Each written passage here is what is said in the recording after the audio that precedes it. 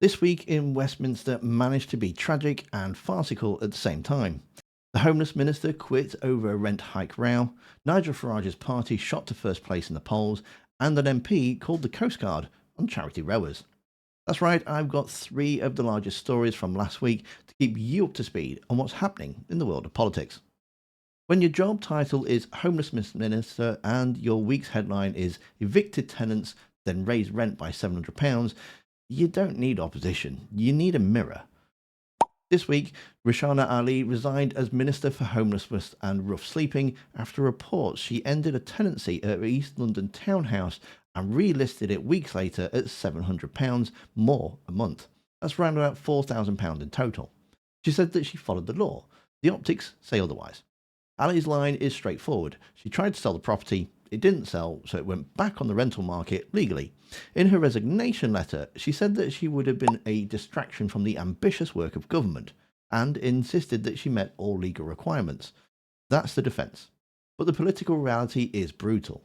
You can't front a homelessness brief while your name sits on a story about evictions and a sharp rent hike, especially when your own government is pushing the Renters' Right Bill to ban Section 21 no-fault evictions, abolish fixed terms, and, as per current drafting, stop landlords from ending a tenancy to sell and then relisting it 6 months later. The gap between the policy and the personal behaviour writes itself. It gets worse on detail, though. Former tenants say that the agents tried to bill them £2,400 for repainting and professional cleaning. Charges dropped after the case drew attention. Under the Tenants' Fees Act of 2019, professional cleaning services are not allowed as a default cost to tenants. Legality aside, still a terrible look. Okay, next up. Britain's polling just did a backflip. Reform UK Limited's leading nationally.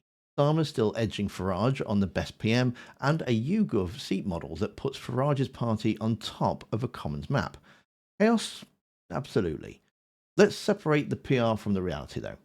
On the 22nd of June 2025, Ipsos dropped a grenade. Reform UK Limited's 34%, Labour's 25%, Conservatives 15%. A 9-point Reform lead. Reform UK's Limited highest ever, and the Tories lowest on Ipsos. That's not a wobble, that's a political map. A new political map. Then on the 26th of June, YouGov's first MRP since the 2024 election said that if a vote happened tomorrow, Reform UK Limited would win the most seats, 271, with Labour on 178 and the Tories on 46.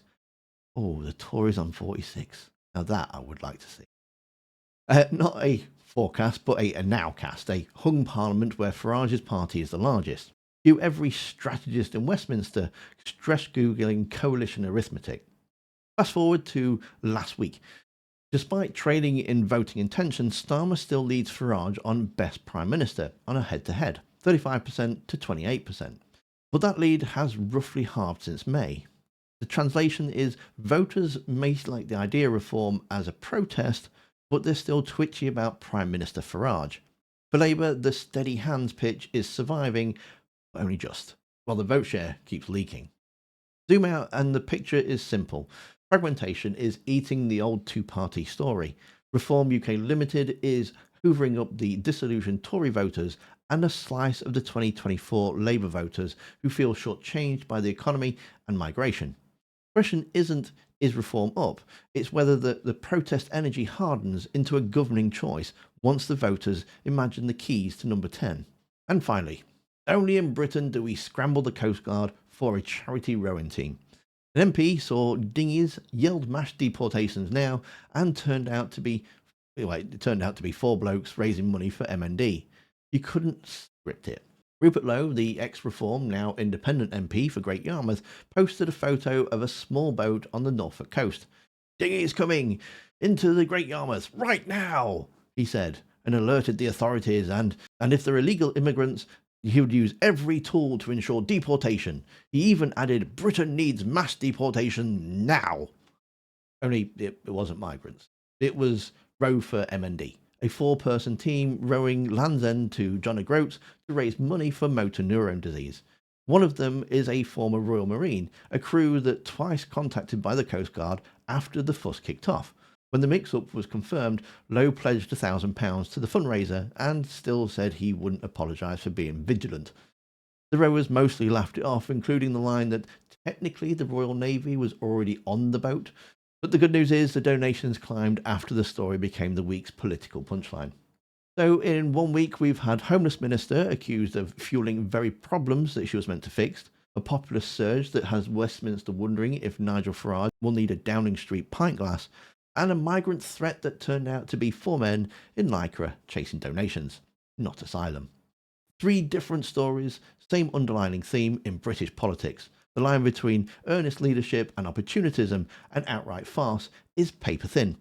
And some weeks, like this one, it disappears entirely. If you enjoyed this format and would like to see more of them, let me know down in the comments. And here's a video where Kemi thinks a story from her past is making her feel a bit more relatable when it could be doing exactly the opposite. Thanks for watching. Don't forget to hit that like button. And I'll see you next time. If they were illegal immigrants,